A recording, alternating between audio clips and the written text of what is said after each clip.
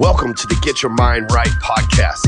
Every day, I want to be the first voice inside of your head, the first voice that motivates you to move. I put out these powerful segments every single day because I know the truth. The truth is that when you change your mind, you change your life. So let me, Ryan Stewman, the hardcore closer, get your mind right. All right, today let's talk about how bad you really want it. You know, a lot of people say they want it bad. Like, I want to win bad, Stewman. Put me in, coach. I want to win bad, man. I want to be a millionaire. I want to be a billionaire. I want a 9-figure net worth. I want to win. I'll do anything I can to win. And the truth is, people talk a lot, but their actions don't mirror their words. And I know a guy, let me tell you a story about a guy who wanted an $80,000 motorcycle. Man, this was a badass Harley Davidson. This motorcycle was the shit. But the problem was he made about $40,000 a year, didn't have a whole lot of money saved up, and he wasn't sure how the hell he was going to afford it, but it was his dream on his vision board, on his goal board, to own this motorcycle. Well, he did everything in his power to try to earn more money at work, but he was on a salary, a fixed income. His boss wasn't trying to help him out, and he just couldn't make it happen.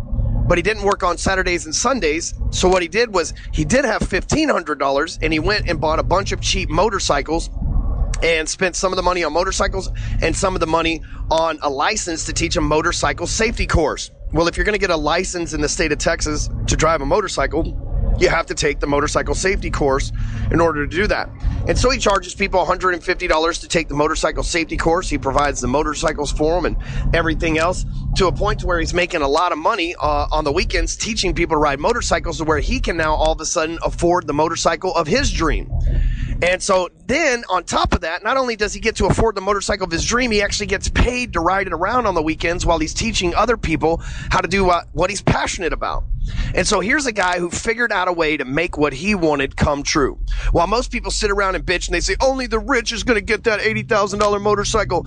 Only my boss is going to drive that $80,000 motorcycle. The truth is, this guy went out of his way and made shit happen.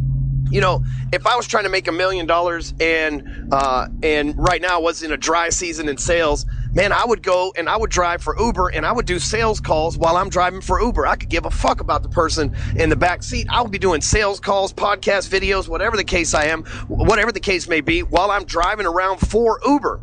Like, I'm making money while I'm trying to close sales. I would do everything in my power if I had to start all over again to get back to where I am now. See, a lot of people don't know this, but I had a dream to have a fleet of cars, a bunch of houses, the hottest chick on the planet, the greatest kids, put my kids in private school, have a building off of the Dallas North Tollway, which is a prestigious area of DFW. I had a dream for all of that. I had to move in with what at the time would be my in-laws.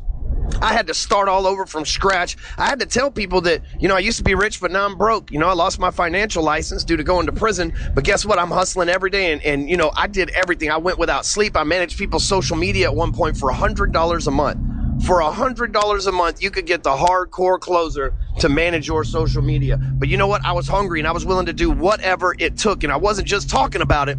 I was being about it. So let me ask you this as we close this down today. Are you talking about it or are you being about it? When I was in the penitentiary, there was people that say, man, I whooped that motherfucker's ass. Hey, don't talk about it. Go be about it. Go beat his ass then. Because we don't talk about shit in here. We're about it.